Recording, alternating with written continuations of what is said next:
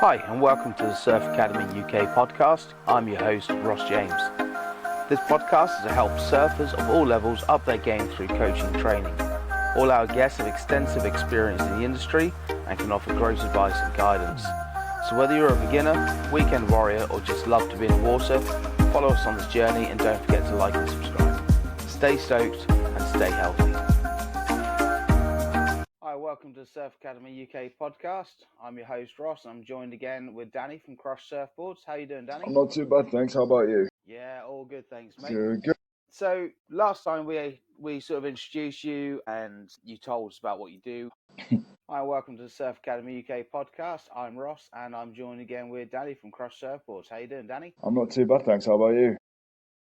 Yeah, all good, thanks. Good. So last time we had you on, you told us about the wonderful world of wooden surfboards, balance boards, and we've had a bit of interest from people about how it's actually made. I'm curious myself into the actual process. So, yeah, let's hand it over to you and you can sort of educate us on how to go about building a wooden surfboard. Sweet. So it all depends on big factor in it all. It all depends on the wood, because you can get some lighter the wood, the better the surfboard will be. So I use Polonia and redwood. Now, redwood is a bit heavier. You want sometimes that bit more weight behind the board so you can get that speed straight down the shaping side of it. After you've cut out all the ribs, spine, and the template, it just comes down to shaping it. Now, do you remember the film Surf's Up? That came out, 2007? Right? Or 9? I can't remember. One of them years. And Big Z, he's the surfer that trained Cody up. And his expression is go with the grain. And that's the main thing which I've always gone by. It's like you're shaping it and you take nice, steady, smooth strokes and you just relax and carve away until you get that perfect shape that you desire, kind of thing. So, yeah, it's all depends on, like I said, all depends on the wood and what size and style you do want on the board as well. That makes sense? Yeah. So once you've got your idea in mind, you've decided, right, I want a fish, I want a longboard, I want a mini mow. What's the next stage from there? I've got templates where I trace around like onto the wood of like let's say if you wanted a fish surfboard, I'll trace around the template with a pencil or chalk.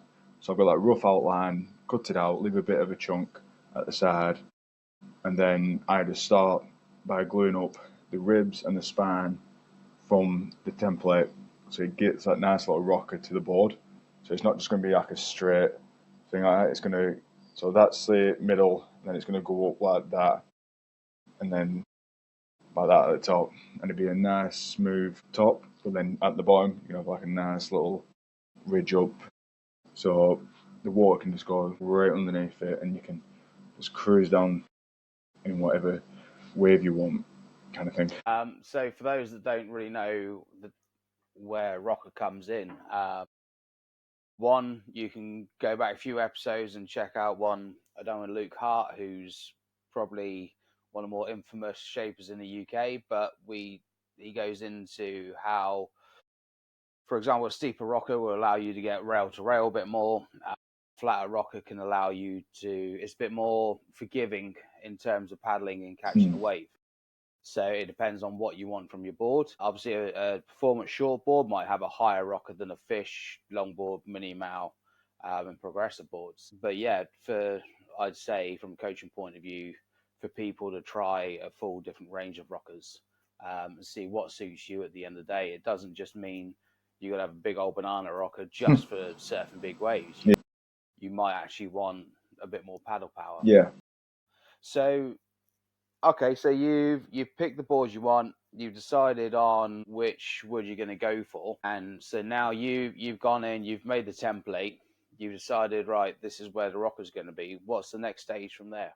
So once everything's all cut out, so the ribs and the spine, I place that onto the skin of the fish, and then I make sure the rocker is nice, it's pristine, and there's no bumps and stuff. Trace around the ribs to onto the skin, and then I put bioepoxy with some sawdust in, mix it in, and I glue that down to the bottom skin with the rocker hanging on. I clamp everything down, leave it to set for 24 hours, take the clamps off, and it'll be fully cured.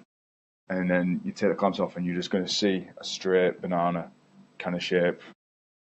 And then after that, do the same process, put the top skin on with the bioepoxy, clamp it down, and then do the rails. And then after that, it's just straight up shaping of heaven and shavings everywhere, I think. Cool. Well, it sounds really fun. How does the sort of skeleton go together? How's that formed? So the skeleton, it's got slot. So from the spine, it's got little rivets in it. So then with the ribs, they've got a rivet in as well. So then they just slot in like that. Then it just goes straight along like that. So you got a nice little curve on one of the ribs, and it sits flush to the bottom of the board. And then each rib has got little holes in, so when the top skin and everything else goes on top, it allows all the air to breathe through the board when it's all sealed together. Oh, amazing. So okay, now you spent however long it takes to sort of sand it down and shape it down to where you want it to be. Where would you move on to from there? So once it's all sanded and up to 800 grit, so it's nice and smooth, got everything all lasered onto the board. I then go on to the glassing stage with some 4-ounce fiberglass and bioepoxy. Put one layer on top, one layer on bottom, and then put the hardware in on the bottom skin when everything's cured. And then I put a gloss coat over the top of everything when it's all shaped. And then I give it another sand down to make sure there's no bumps, everything's all sealed, and it's nice and smooth, and then it's looking glossy with a wet sand, and then polish, and then jobs are good. Amazing. Now I know from personal experience of old friend of mine saying, "Do you want to learn how to shape?" and then throw me in to the shaping bay with a 9-foot something longboard and going, right, well, you're starting at the end of the process and we're polishing and going from, I think, like a 120 grit right through to 1200 grit or something crazy. Yeah. So polishing's not a quick process, No. is it? Can you tell us a little bit about it? Yeah, so I use like an automotive kind of gloss thing. So what people put on the fancy cars and stuff like that. I put it on a polishing pad, and I just spend, I think it's at least 2 days to 3 days polishing the board to make sure it's nice, it's polished, the sheen is coming up, and you can see the grain pop through all that epoxy. And I just go over everything twice over to make sure it looks pristine and smooth. Amazing. So in terms of fin placement, obviously that's going to vary from board to board. Obviously, a longboard might be a single, it could be a 2+1. On a very rare occasion, it might be a thruster. Can you tell us how you go about that? Like maybe the difference between what the fins do? So when I put the fins in, I've got templates from Seabase down in Cornwall, and it allows me to router the bits out, and I can slot in fin boxes and with the wooden, and then put the wooden fins in, so it keeps everything all locked in place. If someone wants like a single fin on a longboard, I've got templates where I can just router bits out and slot everything in place. And single fins are a lot easier to make, but I've learned because doing all the pivots on the fins as well, it's a lot difficult to try and get that right angle on the other side and everything like that. So I prefer doing my longboards and mini miles because sometimes they are just single fins, which is a lot easier because it's just a straight line down. Done. Nice. Yeah, a lot more convenient. Cool, yeah. And I mean, fins make a huge difference in the surfing, as we know. I mean, you said you've started coming out and making your own fins now as well, and they look absolutely stunning, especially with the design work on them. Cheers. How's that all going? It's going good. It's just a very tedious process. I'm not gonna lie. It's like I've got to get the right shape and the right rivet round it. So when they do go into the water and they're all and you're surfing with it, got to make sure the water just flows directly around the fin. So it's not just like a straight barricade and you're going to go flop kind of thing. So, but the fins, they're all glossed up and ready to rock and roll. So it's not too bad. Nice. So, can you explain simply how you go about making a fin? Do you use a jig? How do you look at getting the foil on there? And yeah, basically the process of you building a fin. So with the fins, I've actually got some plastic fins in my workshop from when I used my plastic board years ago. And I thought, well, I'm not going to bin them, I'll use them. So I use that and I just eyeball on how much tapering it needs, how much foil it needs on the butt fin, and I just go from that by just eyeballing it and then just lining everything up, making sure it fits and it looks as identical, if not a little bit better, to the plastic fin. Nice.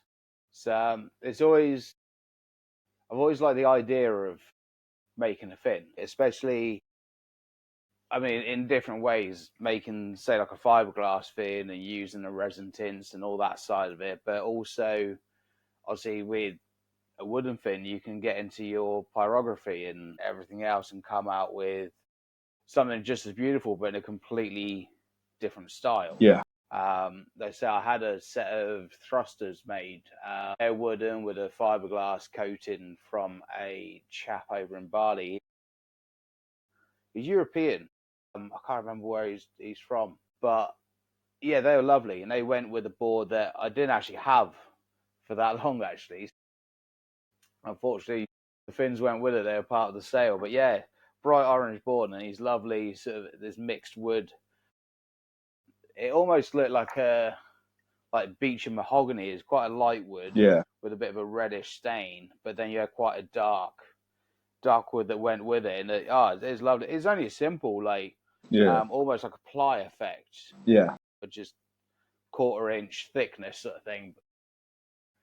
They're lovely, and I think it was a bit too early in my shortboarding ability to really notice the subtle differences in terms of the flex, the drive, how it felt coming off of a bottom turn, for example, and how loose it felt at the top. Because I think at the time when I first became a surf coach, I wasn't there yet. I was able to do the turns and I was able to do the maneuvers, but I wasn't diving deep enough into my own surfing and playing around with too many different fins at that point. I could tell you the difference between a thruster and a twinny and a quad, but that was about it. In terms of the rake, the size, it just, yeah, hadn't really figured that bit out at that time. So I think you said before it takes about a month or so, depending on what the order is. Yeah. Can you tell us anything more about the process? So how much time you're able to commit to that board? So I can commit about 4 hours at a time on a board because if I'm epoxying, then the epoxy takes 24 hours for it to be fully cured. So once that layer goes on, I don't want to touch it. As tempting as it is, when you see something that's sticky and jelly-like, you just want to prod it and be like, "Is it done yet? Is it done yet?"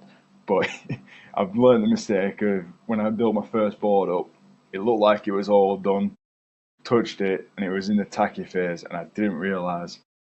And I just picked it up and I left handprints in the board. So I literally lost. I think I lost what are they called? What are the things on top of your fingers? Fingertip. Yeah, that's the one. Yeah, guess that one. Yeah, I just lost all that, and I just saw the rivets of my fingers in the board, and I was like, "Oh, this is my board now. Great. No one's going to get this again." Yeah. But yeah, it just takes its time once it's in the curing stage because, like I said, you don't want to touch it because it might actually get tacky, and then you're leaving yourself a fingerprint in there. Well, maybe just stick one just where you've signed it. Be like, right, this is definitely done by Danny. Yep. Genuine artist. Like a thumbprint straight in it. Done. Exactly. There you go. It's all part of the process and the signature. Yep. Cool. Like I said before, I can't wait to have a go on a wooden board. Yeah. And I think it's going to be so much fun because it's just going to be a completely different feel, isn't it, compared to a normal epoxy or a PU board as well. Now, you said before, like, what differences did you feel between your previous board and when you started going on to wooden boards when you're surfing? It just felt like it was a lot heavier, the wooden board. So when I was paddling out, I definitely felt like I had to improve my paddle strength just to get out there compared to using my plastic board. Because with that, it was just like a straight plastic. It was just nice and 2 arm strokes, got out back in like space of a minute. But with a wooden board, you've literally got to paddle. And when you get out, you feel it on your shoulders. You're like, Jesus, I've done a workout kind of motion. So, yeah, they're a lot heavier, but when you're riding the board, you can just feel. I don't want to sound too corny, but you can feel the energy that's surging through that board because it's hollow inside. You're feeling every moment of that wave hitting under the side of that board, and it just echoes through the board. So it just feels different, and you can feel the sturdiness underneath it. Yeah. Amazing. Yeah, I can't wait to have a go and Yeah. see what that feeling's like. So I've got dreams of just cruising down some big old right hand point break on a big old wooden fish and all Torrin Martin on it. So just remind us what, in terms of the surfboards for a minute, what have you got available? So if someone wants to order a custom board from you, what are the current options? So I've got a wide range of different boards. I've got from short boards, fish boards, to mini mows, to long boards. And I've just started doing some paddle boards as well with a nice little rocker to it. So if people want to do like not surf paddles, I've got some templates for them as well to make up. So yeah, I've got a wide range of different surfboards. If people wanted a board, I've got like 5'6" fishes to 6'10" fish, I think. And that's the highest fish I've got. And then it's like 7'2" minimal to a 7'10", and then it goes up to an 8-foot fun board. Yeah, it just keeps going and going and going. So Yeah. But yeah, I've got a wide range. That sounds good. Can you so I think you got a few different tail shapes on your fish, haven't you? Can you talk us through them? Yeah, so I've got your traditional fish shape where it looks like a fish tail. I've got a flat fish, or I can do a pintail on the fishes. So you can do like a pin nose, pintail, and it just looks like a straight arrow point of fury coming down the wave. If you see one of them coming down you, like a spear, straight down. Sounds good. Sounds nice and fast. Yeah. What would be your favourite board to shape out of the ones you've got so far? So my 710 is one of my favourites at the moment because there's so many different variations I can do with the nose and the tail and the weight of it. It fits perfect in the shed and just carving through and just like headphones on, sanding, shaping. I lose track of time where I am. So sometimes I can spend 4 hours on it, but then sometimes I've spent nearly like 10 hours just shaping a board with headphones on, just going back and forth, and just like, needs a bit more, keep going, until I get to the point where it's like, if I sand anymore, it's going to actually go down to the bare inside of the board. Nice. And that's the good thing about doing a job you enjoy is it doesn't feel like a job anymore, does it? No. Like it's definitely a plus. Yeah. So obviously, I know we brought it up in the last one, but just if there's any new listeners and viewers out there, what else do you shape other than surfboards? So I've got some balance boards on the website, which I mentioned before. They are perfect for anyone who wants to improve their balance when it comes to surfing. So I've got them on the website as well as some longboard skateboards.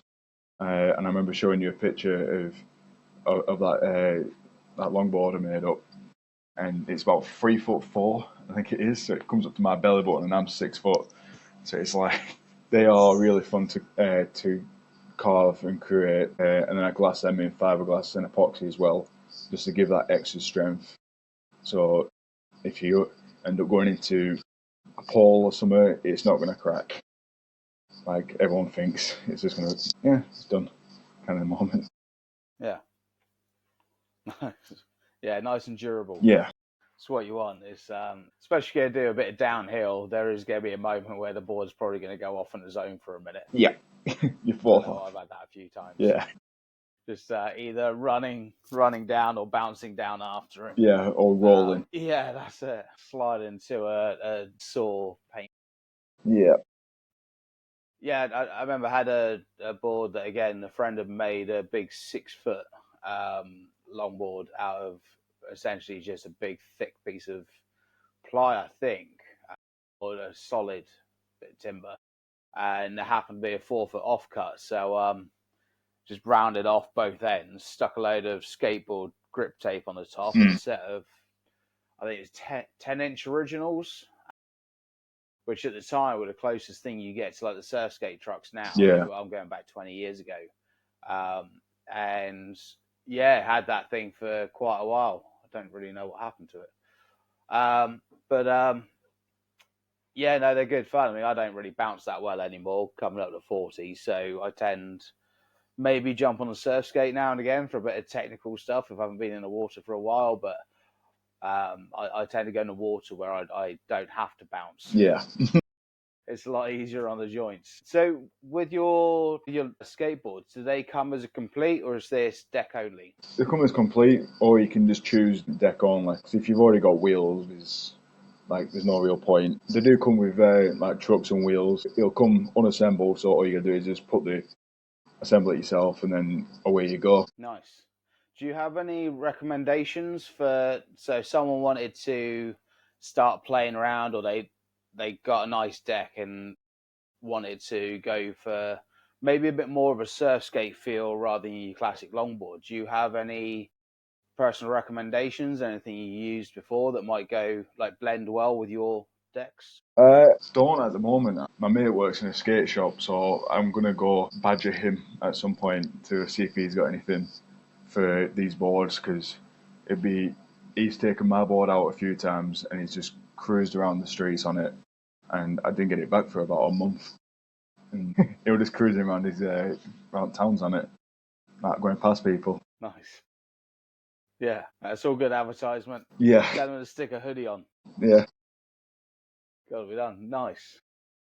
So we also broached on the subject last time of the wax that you'd been sort of playing around with. How's that coming along? It's coming along good.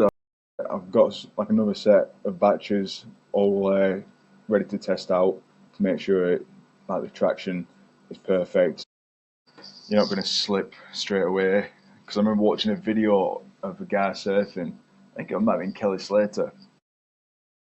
He nearly fell off, but then he managed to stay on just by his feet, and his back were right back, and he just managed to stay on. And then he got back up and carried on surfing the wave. And I was like, that's some serious wax he's got on that board. Yeah, it does make a huge amount of difference. Yeah. I think that was the hardest part. Now, sort of like your eco waxes are definitely getting to that next stage and have come a long way over the years. One of the first batches I tried, and it was out in a shop, so they'd obviously had some good feedback. Yeah. But for me, I just found, I don't know, maybe it is just the wrong kind for the sort of surfing I was doing. But I just couldn't get that front foot to stay where I wanted it to. So I personally went off it for a little while, and then I've tried a few more since, and they're definitely moving along with the technology, which is great. So yeah. So obviously if people want to reach out to you, have a chat, check out your stock and everything you've got, where can they reach you, mate? So they can find me on Google. They just type in Crush Surfboards. You'll find me in no time. I think I'll be at top of the list. They can send me an email at support@crushsurfboards.co.uk. I'm always online. I'm always available, except for night time. 10 o'clock's my last time, and I'm just like, mate, check. Okay, I'll get you back in morning. Yeah, you gotta have some time off. Yeah, we've got to sleep. I'll link to those in the description. Sweet. Yeah, exactly. Rinse off the shavings. Yeah. Cool. Well, perfect. Look, it's been great having you back on, mate. Cheers. Yeah, we'll have a look at sorting something out in the future. I might have to hit you up for some of that wax for the upcoming trip to Morocco. Sounds good. We'll get it going global, and yeah, we'll catch you on the next one. Sounds good. Cheers. Perfect. Cheers, Danny. Cheers, dude. Hi, I really hope you enjoyed that podcast. If you're interested in anything the guest has to say today, then please have a look in the description for their links. Please feel free to like, share and subscribe, and we'll catch you in the next episode.